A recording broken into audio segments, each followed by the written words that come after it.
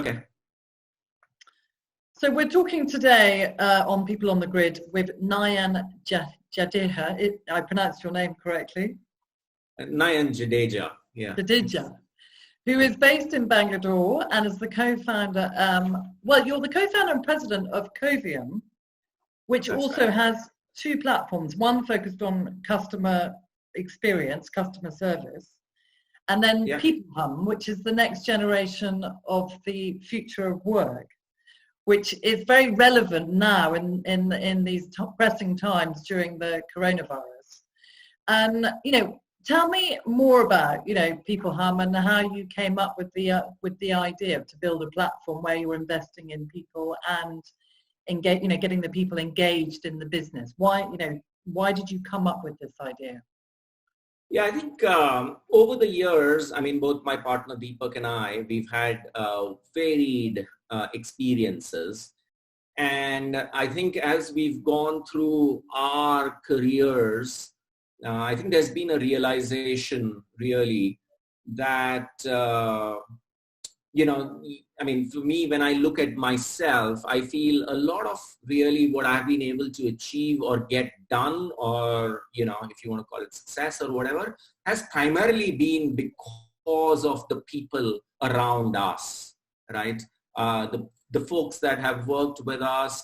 And as long as our belief has been that, if you hire exceptional talent and then you focus on getting the best out of that talent, success is, kind of natural, right? So what we've seen is, a lot of companies are focused on hiring and getting the best out of, new people and then figuring out how do you make them productive.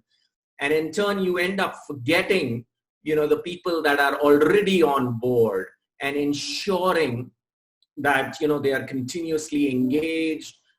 They are, giving their very best when they come into work. And it isn't that, they wake up on Monday morning and it feels like a chore, right? So it's kind of been around that concept where we really started this journey of Peoplehum.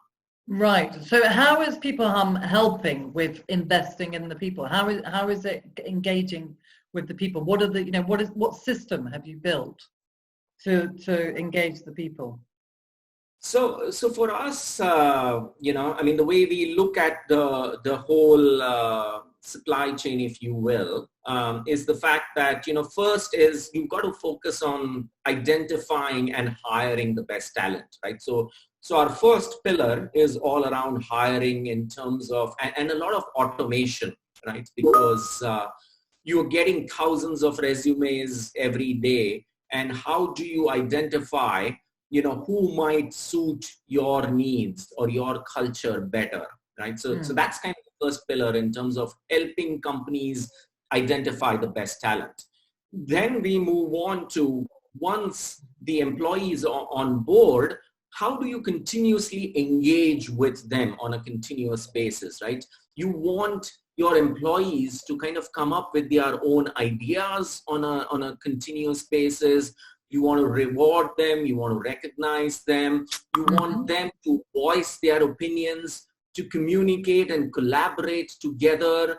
You want to continuously, have some kind of a pulse of, what is the pulse in a particular team, try and identify issues that might be there. And then you move to what we call our nurture side, right? Which is you really want to take these people and grow their careers, right? Yes. So everything dealing with, evaluations, one-on-ones, OKRs, whatever might be the company's philosophy, but the focus is all on nurturing and growing careers of people who already exist within the organization. Right. And it's very relevant now because, you built this platform, a year and a half ago. Why is it so relevant now during these, times that people are suddenly interested in actually, thinking about the people first? Why do you think it's become so relevant?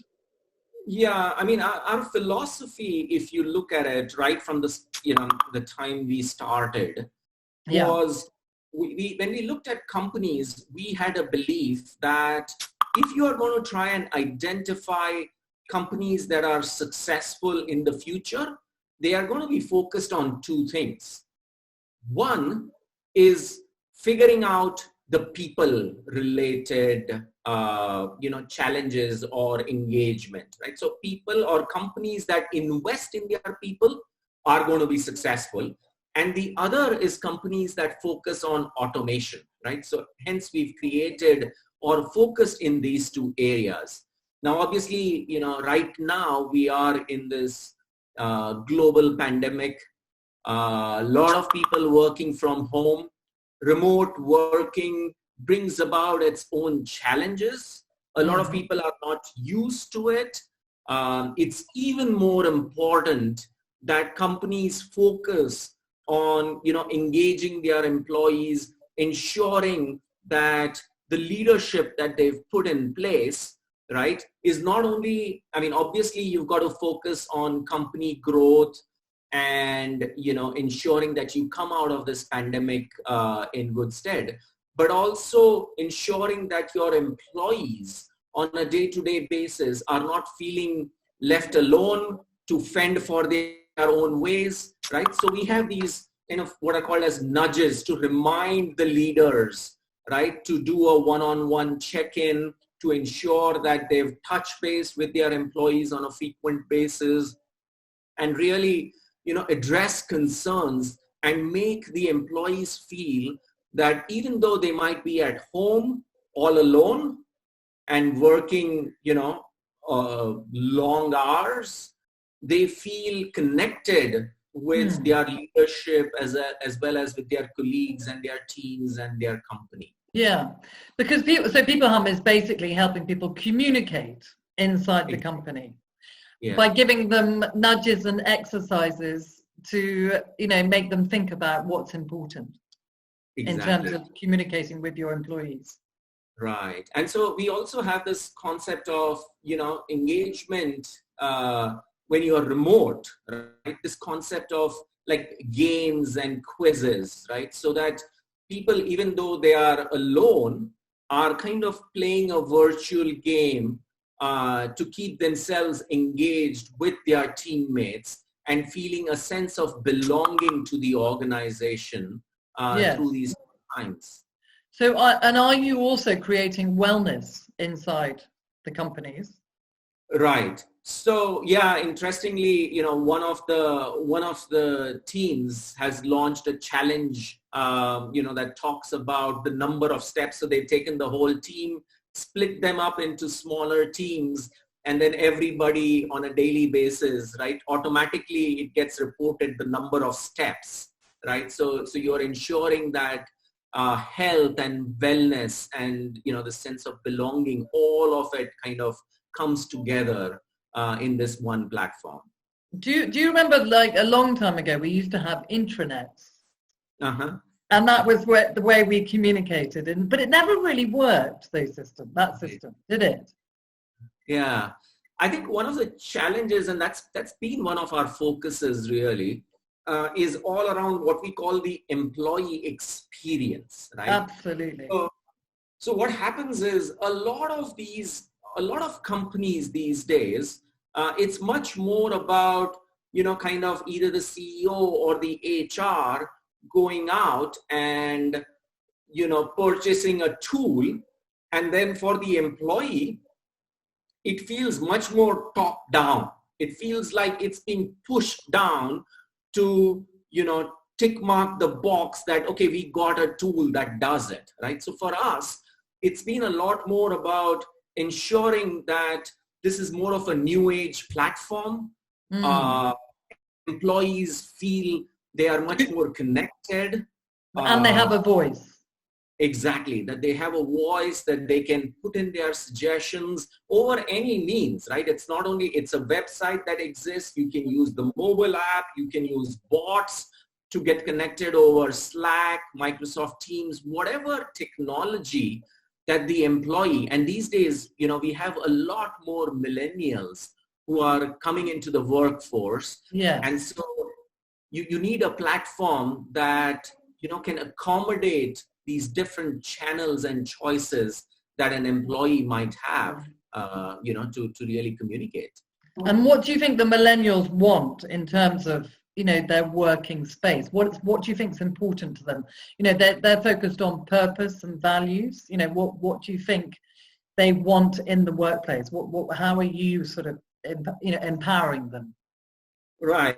So, yeah, I think obviously the millennial generation, comes with a different set of expectations, a different set of, attitudes, and to them, this concept of, am I having an impact? Am I creating some kind of an impact? And, is very, very relevant and very, very important, right? They've grown up with technology and tools and mobile devices. They are much more keen to chat with somebody than, pick up the phone and call up when they might have or might be facing challenges. And so that's the reason this whole platform kind of comes with that in mind, that, we have a completely new set of new generation that's entering and has been entering. And, by studies say, I don't know, 2025, millennials might constitute like 75% of the workforce. And so it's very critical that companies adjust and adapt to, this new way of thinking as well as working. Yes. And how do you think the coronavirus is speeding things up in terms of the future of work? Yeah, I think, if you look at it, these days, it's all about video conferencing. Most people were not aware of, Zoom and Google Hangouts and Microsoft Teams. And so I think the concept of remote work is here to stay. Yes. The concept of, being able to connect to anybody, anytime, is here to stay.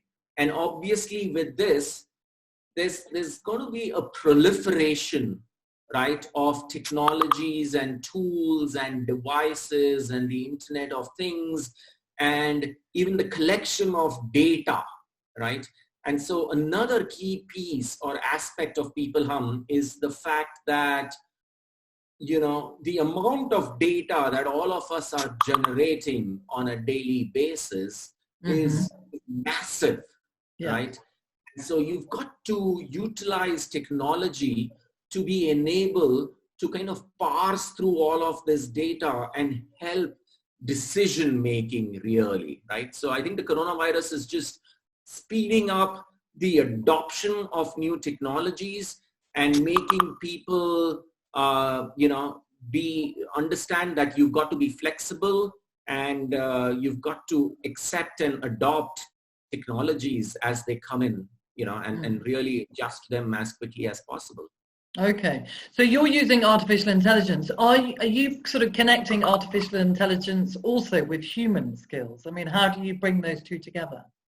Right. So our view is that, we are a firm believer of, Schumpeter's creative destruction theory, which is the fact that, again, as I was saying, right, the amount of data that is getting collected and generated, it's making it almost humanly impossible to go through things, right?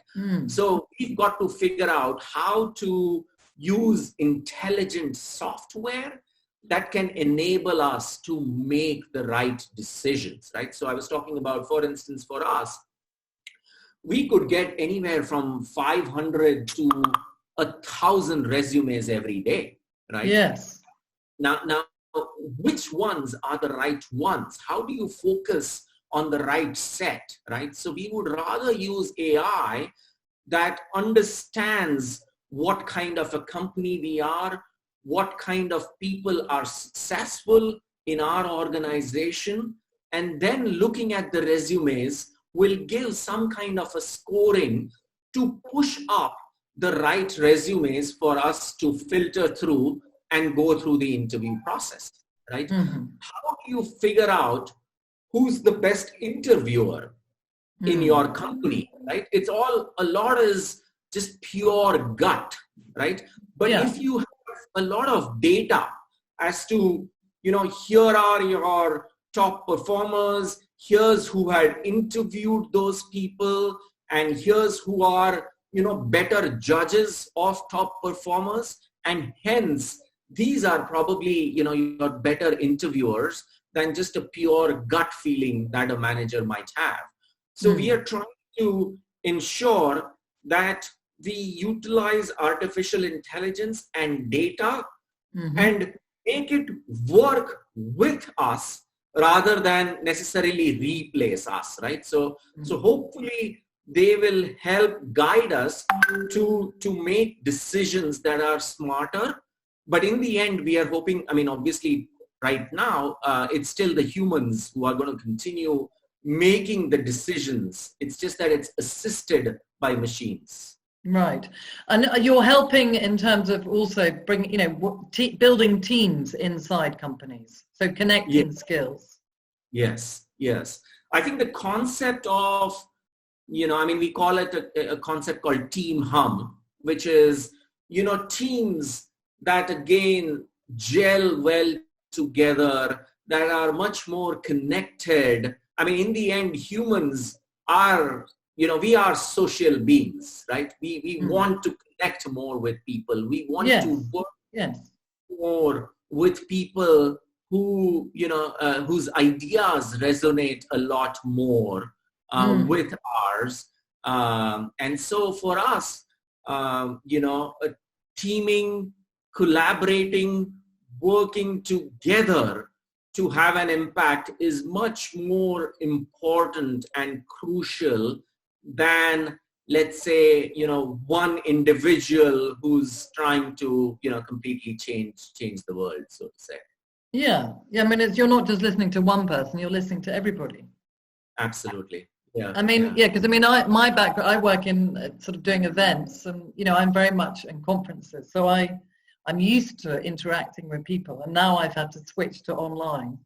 It took me a while to adapt to that mentally, but now I've gone from voice, meeting people, to sort of speaking on the phone, to actually video conferencing, which now I feel quite comfortable with it. But that is the way forward. It's not just going to be offline. We have to do it online too. Absolutely. And what kind of companies are you working with? Where are your clients? So, our clients are spread out fairly globally.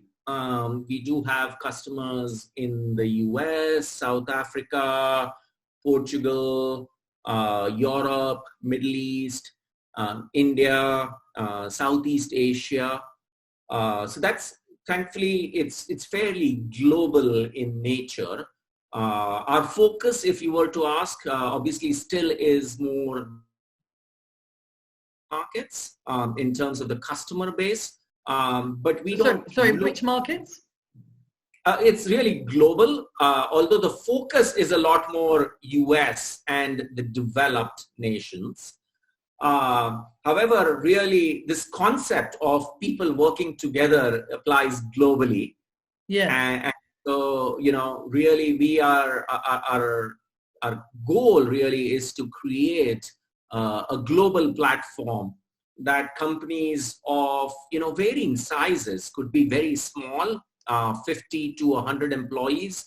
Obviously the sweet spot continues to be probably, companies that have somewhere around 200 to, let's say, 5,000, 8,000 employees. That's kind of the sweet spot. But, we do have clients of all sizes. So do you look at startups as well? Do you work with startups? Yeah, absolutely. In fact, because they need infrastructure from the start. Absolutely. And in fact, we also have a kind of quote unquote a freemium version for very small companies, which hopefully can adopt new technologies early on. And then as and when they grow, they have the right tools and systems in place such that they can continue utilizing it going forward as well. Oh, great. So you are building these systems to A, make people feel more connected, and B, make things more efficient. Absolutely. Yeah. Productivity, efficiency are kind of mantras for us. Oh, good. And not having to deal with so much paperwork, which we're not great fans of. But the great thing is that Peoplehum, as you say, is you're building a global platform, and it's much easier having technology enabling that to happen in a much quicker because now everybody's like thinking well, actually my audience is bigger now because it's all online, whereas before, when it was offline, you were just focused on your local community. And this is great that you're able to, bring the sort of the world together and make it smaller. And more connected. And a lot of companies are now kind of globally spread out, right? I mean, when we look at ourselves, so we have offices in Bangalore, we have offices in Mumbai, we have a few employees in Jakarta, we have an employee in Philadelphia in the US. Right. So you do need these tools to bring everybody wherever they may be to kind of together. Yes, exactly. And Europe, are you working with Europe? Yeah, we actually, one of our employees also lives in Amsterdam. So Europe's pretty important for us as well. Great. And what do you think, is the 5, key points to the most important key facts do you think are related to the future of work that we need to consider? Sure. So I do believe, again, the first one I'm going to again repeat it because that's our core philosophy, which is, continuing to focus on people will be important going forward. It has been, and I feel it will even more become more critical. Yeah. I think second aspect that things are going to change, we believe, is all around automation. Mm-hmm. Trying to figure better, quicker, efficient ways of doing it. And as you were mentioning, right, kind of getting away from, paperwork and using technology to automate things is pretty critical for us. The third is we feel that just given the spread of technology, the number of mobile phones and the amount of data, I was just reading, right? These days you have, even before a baby is born, there's so much data that is getting generated about that baby. So just imagine once they are alive and kicking, the amount of data that's going to be there. So we do believe that, focusing on data in terms of to help and have data-driven decision-making, right? It's all around the space of HR analytics. Yes. It is going to really define, how things, progress. I would say, I think another topic that we talked about from a, future of work perspective is just everybody has to figure out how to enable remote work because the best talent could be anywhere in the world. Exactly. Yeah. Right? You've got to figure out how anyone, anywhere in the world can be a part of your team and how do you utilize technology. So you've got to be adaptable and flexible to adjust and kind of grow the team irrespective of geographical boundaries. Mm-hmm. And the last one, I think, in terms of future of work is again something that we talked about, which is the fact that the newer generation that's coming into the workforce is a different set. It's a set of people who have different expectations and attitudes, very well versed with technology. And, so we've got to figure out how to embrace the millennial generation that's coming into the workforce. Okay. So those are the areas that are really going to affect or impact, the future of work. And being empathetic with the workforce. Yep. Understanding the people. Yes. And what, from the heart place. Right. Yep. Yes. It's not just about the money that you're making. It's about, investing in the people as you are doing. What plans do you have for the future of Peoplehum? What are you sort of thinking you're going to be integrating into the system? Yeah, I think we, as I said, we do have ambitions of making it a global product for companies of varying sizes.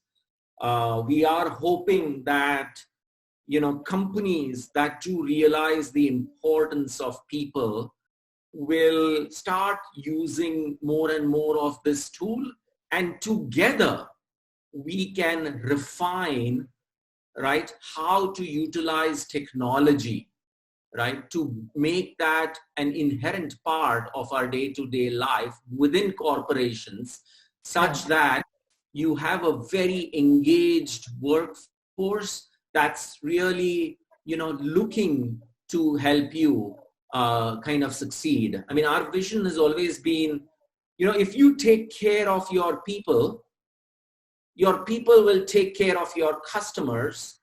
And once you take care of your customers, your business is naturally going to be successful, right? Yes. It's kind of that. So growth and success and revenue will be a natural byproduct if you kind of take this approach. Yeah, people are not just a number. Absolutely. Yes. Well, Nayan, it's been great talking to you and learning about Peoplehum.